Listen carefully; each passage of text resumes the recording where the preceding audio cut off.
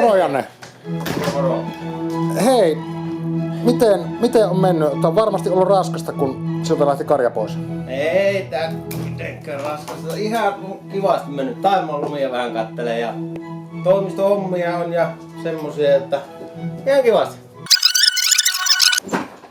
Nyt on tultu meidän toimistoon ja konttoriin ja laitoin viime torstaina jutun tuonne Facebookiin ja siinä oli juttu, kun tältä tilalta lähti karja ja nyt se on saanut 12 500 kiinnostunutta ja tykkääjää ja on tullut paljon kysymyksiä.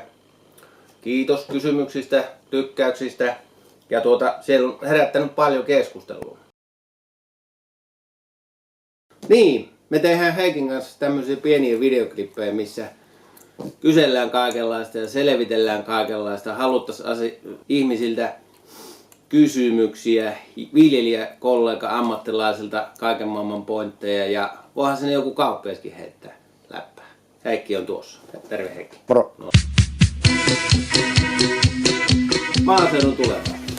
Voisi olla myös juttu, että onko ohi tai mitä siinä muuta. Niin täällä on tämmönen tuottajalle kiitos juttu. Kiitä ostamalla ja ruoasta kiittäminen on nyt entistä helpompaa. Tuottajalle kiitos toimintamallin tarkoituksena lisätä suomalaisen ruoan arvostusta. K-ryhmä maksaa jokaista Pirkan minuuttipuurosta 10 lisäsenttiä lyhentämättömänä suomalaisen maanviljelijän.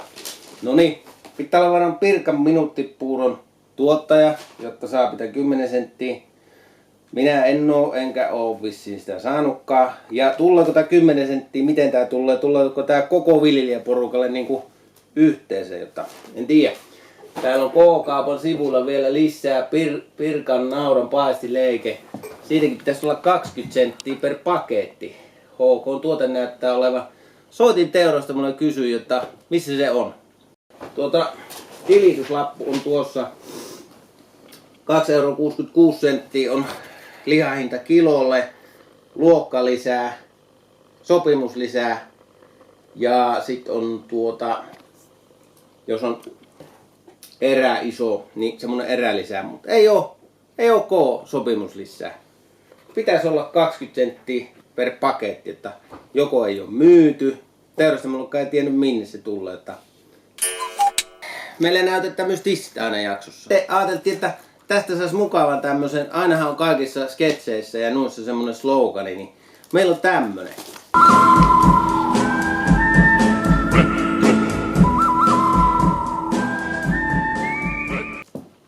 Pelijutusta sen verran, että minun mielestä nyt menee niin kuin kauppaan. Se on minun mielipide. Kauppaan liikaa.